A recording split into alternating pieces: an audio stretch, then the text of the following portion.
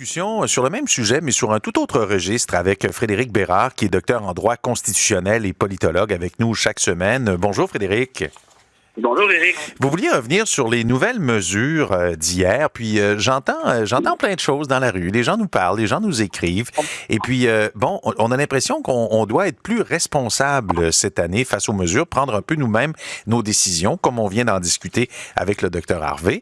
Mais en même temps, la situation est plutôt inquiétante avec Omicron. Qu'est-ce que vous pensez des nouvelles mesures annoncées plus tôt?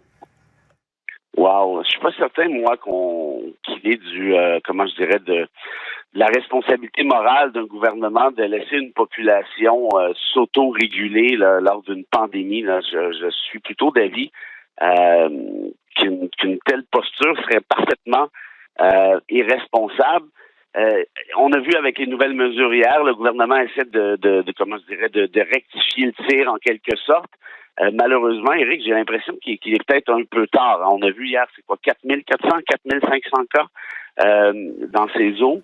On a vu la rapidité à laquelle Omicron s'est propagé partout ailleurs dans le monde. Au Royaume-Uni, je crois que c'est 93 000 cas par jour. Évidemment, ils sont beaucoup plus nombreux, mais si on calcule l'espèce de proportion, on pourrait donc penser que Québec pourrait pratiquement doubler son nombre de cas dans les prochains jours, surtout si les rassemblements familiaux sont encore permis là on parle de 10 personnes. Si c'était le cas, probablement qu'on pourrait penser que ces mêmes cas pourraient doubler, auquel cas on arriverait à quoi? À 8 000, 9 000, peut-être même 10 000 cas par jour, alors que les hôpitaux sont déjà, on le sait, sur le point de craquer à ce niveau-là.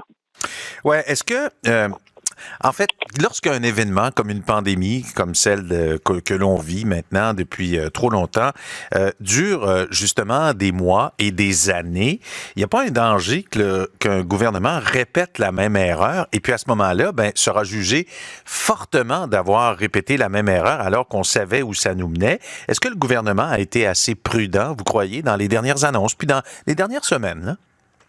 Moi, en fait, je pense que le problème actuel, évidemment, on s'entend bien qu'Omicron, par définition, c'est aussi un enjeu qui est international. On ne va pas blâmer le gouvernement du Québec pour Omicron. Par contre, c'est bien clair. Ce qu'on sait, c'est qu'au mois de novembre, on s'en souvient, ou on s'en souvient peut-être plus, mais auquel cas, je vais le rappeler.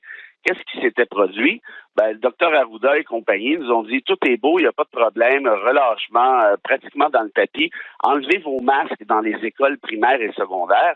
Alors, Éric, on sait que c'est le plus grand vecteur de contamination, c'est justement l'aérosol. C'est pas par les mains. On dit souvent lavez-vous les mains. Ça change à peu près rien se laver les mains. C'est une contamination qui se fait par les airs. Donc, on dit à ces enfants-là, enlevez vos masques. Évidemment, tout le monde est content parce que personne n'aime mettre un masque, sauf qu'on a accéléré par définition les taux de contamination. Ajoutons à ceci, et moi, ça me dépasse pour pas dire sidère, ajoutons à ceci les mesures du style, il n'y a pas de problème, vous pouvez retourner au karaoké. Au karaoké, mais est-ce qu'il y a quelqu'un au Québec qui pense très sincèrement que le karaoké est un service essentiel? Quelle était l'urgence de rouvrir des bars de karaoké lorsqu'on sait qu'il y a une contamination qui est phénoménale à ce niveau-là? Mais vous savez, Frédéric, quand tout ça sera terminé, on se posera des questions qu'on n'a peut-être pas le temps de se poser maintenant, comme justement la valeur du karaoké. Moi, j'ai jamais entendu parler autant de karaoké que depuis que c'est interdit. Même chose pour toujours pas trouvé l'énigme du papier de toilette en début de pandémie. Je cherche, mais je n'ai pas trouvé. Je ne trouve pas. Effectivement, Éric, vous avez raison. Il y aura une autopsie à faire de tout ça qui va probablement se déployer entre 150 et 200 volumes. Si mes estimations sont bonnes. Qui va lire l'autopsie en question? J'en ai franchement aucune idée. Mais moi, vous voyez, c'est ça qui me fâche. C'est cette espèce de...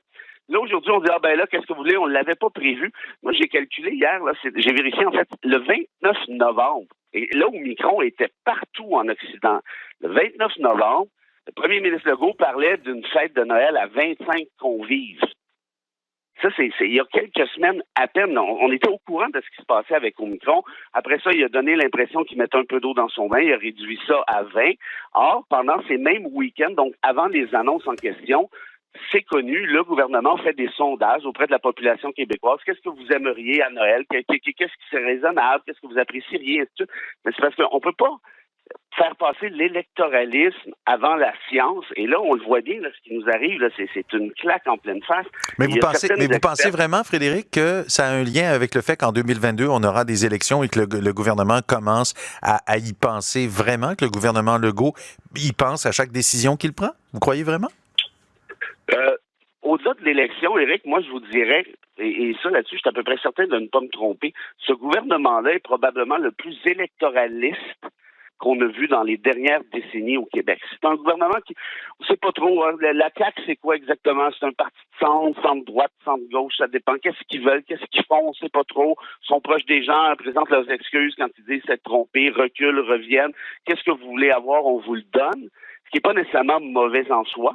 Mais cette espèce de propension à vouloir plaire à tout prix, sans valeur ou conviction bien établie, ça, c'est franchement dérangeant. Et peut-être la meilleure preuve de ce que je vous disais, Éric, c'est que le gouvernement Legault a dépensé plus de 200 millions en publicité et sondage depuis le début de la pandémie. 200 millions, ça, c'est davantage que tous les gouvernements provinciaux et le gouvernement fédéral mis ensemble. Imaginez-vous. Je n'ai jamais vu ça, moi, c'est quand même quelques années, plusieurs années même, en fait, que je suis la politique québécoise. Un gouvernement si obsédé par son image, par la réception que ces mesures peuvent avoir, par exemple, dans les médias, dans la population, je n'ai jamais vu un truc semblable. Or, ici, c'est pas nécessairement mauvais qu'on se comprenne bien de vouloir faire plaisir à la population. Je comprends bien, ils sont en politique après tout, puis c'est pas mauvais de façon générale non plus. Sauf que ici, on a un problème sérieux qui est celui de la science versus l'électoralisme. Or, est-ce qu'il y a vraiment quelqu'un qui pense sérieusement qu'Horacio Arruda décide de quoi que ce soit au Québec? Moi, je vous dis, là, à chaque fois qu'il y a une conférence de presse, Arruda regarde Legault ou Dubé, est-ce que j'ai le droit de dire ci, est-ce que j'ai le droit de dire ça? Et ça, c'est d'ailleurs un sacré problème, parce que si vous faites le tour du Canada, le Québec est la seule province où les conférences de presse du directeur de la santé publique et du politique sont faites de manière simultanée. Dans toutes les autres provinces, incluant au fédéral, c'est indépendant. Ouais. Ben oui, et puis il y a une raison évidente à ça, c'est que la science vous dit ce qu'elle a à dire, puis le politique en prend acte ou pas, puis après ça, il assume. Donc ici, au Québec, c'est tout à fait le contraire, et ça, c'est franchement dangereux. Et là, on se retrouve dans une situation où, à titre personnel, je suis inquiet pour la santé mentale de plusieurs Québécois. Puis je veux dire, je suis pas un expert, mais les rapports, les études sont bien établis, sont connus, les faits sont là. Il y a des enjeux très sérieux.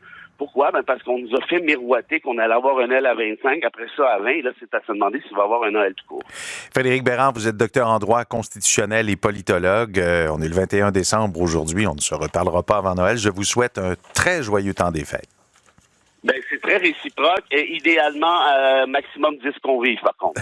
Oui, vous l'avez dit. Merci, Frédéric. À bientôt et joyeuses fêtes. Au revoir.